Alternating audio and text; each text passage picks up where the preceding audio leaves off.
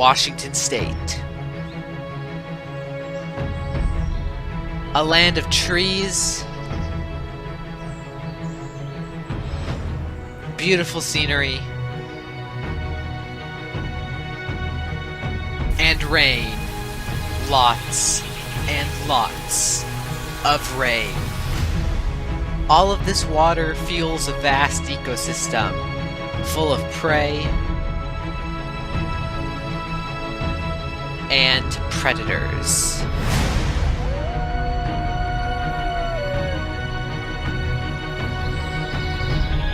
But this land has a secret. It hides a monster.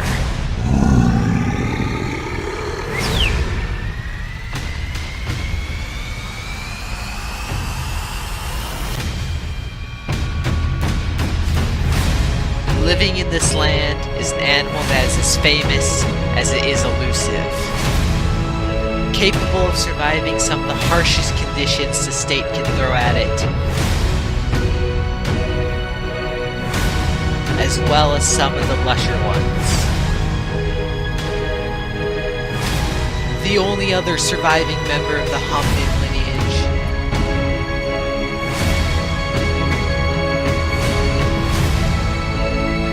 Creature of the shadows.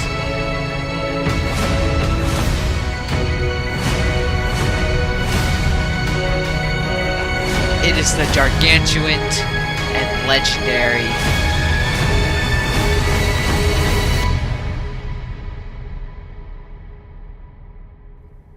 Bigfoot.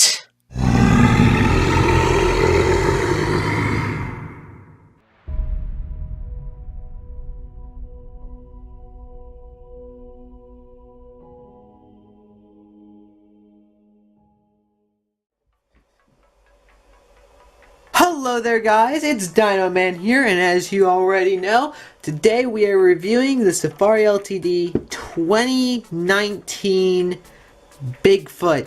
Their first cryptid that they have ever made, to my current knowledge at least, and boy is this thing a beauty. Let's get into it. Now definitely the first thing I noticed about this figure when I picked him up is just how dark he is. He is a very, very dark figure, so I've had to get all this light here on him to kind of make him look a bit more how he does in real life and how he's gonna look when you see him. Now that he is up close, we can see a bit more of his paintwork that's been going on here. I have to say though that the paint job is incredibly simple. Incredibly simple. It's just this darker brown, which I think might be the color of the plastic, with this lighter brown that's been dry brushed atop of it. And that's it. There is no other paintwork anywhere on the figure. The eyes haven't even been painted.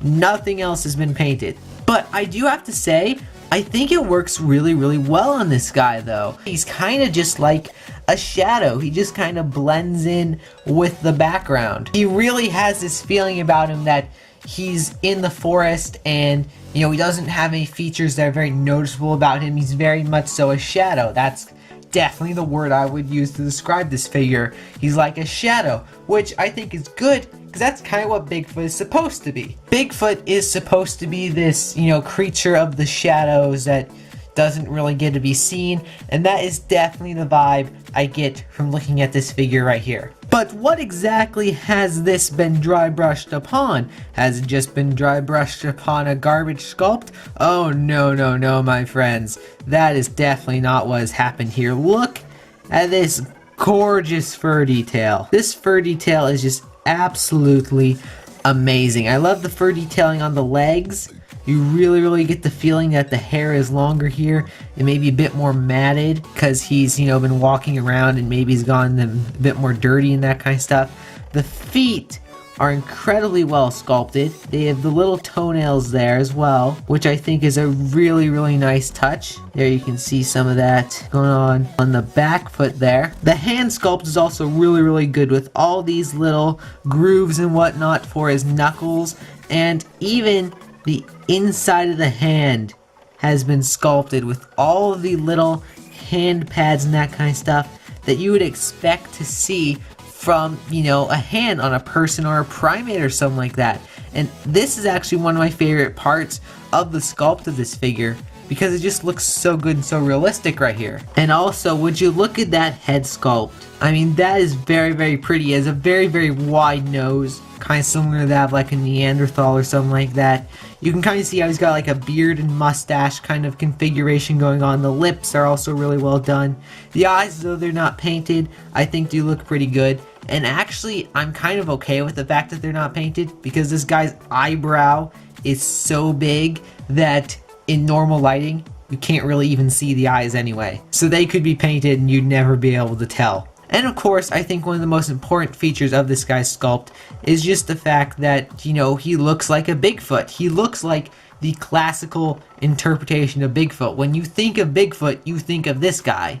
And I think that that has just been really, really well done. I do have to say, though, that some of the muscles maybe feel a little bit too well defined, because I kind of get the feeling from this guy that he has fairly long fur, and so it kind of feels weird that the muscles, like his bicep for example, and whatever these are called, I think they're pectoral muscles, are a bit that well defined.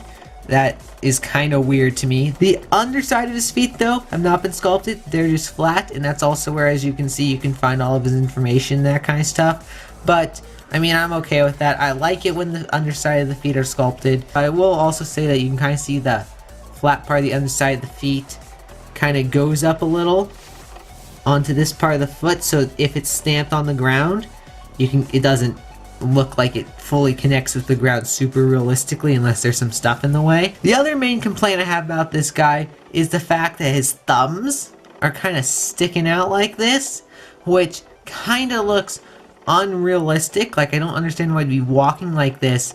Well, that was until I realized why they're here and why they're like that.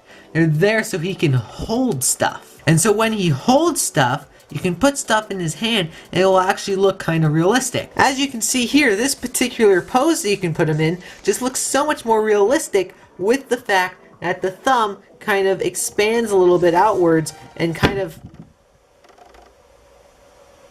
kind of allows him to, you know, hold on to this guy. And I think that that looks really, really cool. As well as, I don't know, you can make him hold the pencil. There you go. See? Now he can hold stuff for you. He's your best pal. Another really, really good thing about his sculpt is the fact that I, at least, haven't really been able to find any of what I call the line effect on this guy. And let me define exactly what that is. As you can plainly see here on the American Mastodon, as well as on several other figures by Safari, he has these lines of fur going on here. You can also see it on the other side here, and on his shoulder, where he's got all these lines where I think someone has taken a stamp and just stamped all the fur on. And that really is just an eyesore. I don't know how well it's standing out on camera, but in person you look at it, it's just like, yeesh. That doesn't look good, but I mean, at least the Mastodon's isn't as bad as the tail of the Coelophysis. I mean, I'm sorry, but that is just terrible. But on this guy, you don't really get any of that, and I feel that the fur definitely benefits from the fact that it doesn't have any of those unrealistic lines on it anywhere. And now we've talked about his sculpt and his paint job, let's bring up his pose. This pose is obviously modeled off of that classic Bigfoot footage that I'm sure you guys have all seen. I don't necessarily know if you know what it's called, but it's called the Patterson-Gimlin footage, where it's the Bigfoot that's walking across, like, I don't know, the clearing, I guess, clear-cut area, and it's kind of walking and it looks over its shoulder. That's clearly the position that they have put this Bigfoot in. And if I'm being honest, it kind of just shoots nostalgia right through you, just how much it looks like the Bigfoot in that image. I have to be honest though, when I first saw it, I was kind of iffy on whether I liked the pose or not, because it's a fairly dynamic pose and of course is reminiscent of that footage, but I don't know, there was something about it that just kind of rubbed me the wrong way about the fact that they kind of copied off of the famous footage. But as time's gone on, I've really grown to like this, and like this pose that they put it in, though I will say how it might bug some people. But anyways though, let's get into how big this figure is, and then let's do some size comparisons.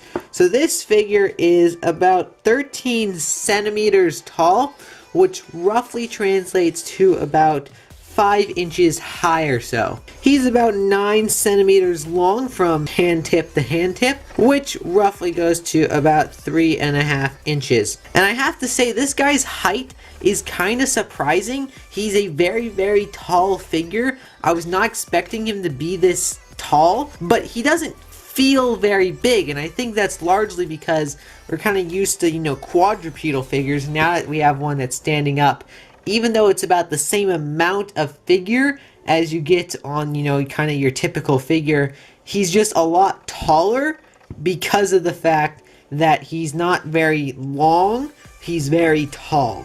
But just to kind of prove that to you, let's do some size comparisons. So first up, here he is compared to their 2018 Mastodon. And as you can see, he is taller than the Mastodon, like a half an inch taller than the Mastodon. I was expecting him to be like that tall compared to the Mastodon. I was not expecting such a massive size difference. And then for completion here he is compared to the Safari Ltd Coelophysis. Here he is compared to the Safari Ltd Velociraptor.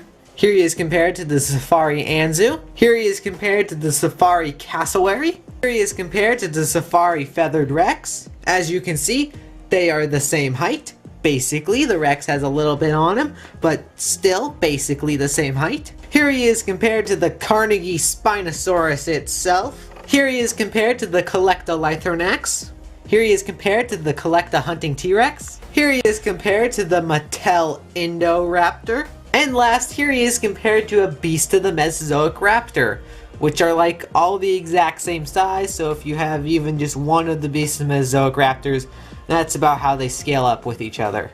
So overall thoughts on this guy. I really like this figure. I really truly do. I personally wouldn't claim that he is one of the favorites in my collection.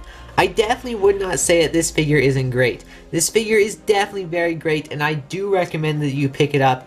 It's a cryptid, for crying out loud, and I love cryptids. If Safari keeps making cryptids, I'll buy all their cryptids, because I really love cryptids. I'd love to see them make like a Ropin and, I don't know, a Chupacabra and some, I don't know, some other cryptid-y things. But I would definitely give this guy like a solid 8 out of 10. He has a couple, I'd say, sort of issues with him. I definitely wouldn't claim he's the perfect figure, and I can't exactly pinpoint why he's not one of my favorite figures in my collection. He's definitely a really good figure, don't get me wrong, but there's just something about him that I think is just very subjective to me that kind of lowers him below, you know, the Mastodon and the Safari Rex and the Giganotosaurus and whatnot. But anyways guys, that is my review on the first ever cryptid I've reviewed, and the only cryptid figure that I currently know about, the Safari 2019 Bigfoot.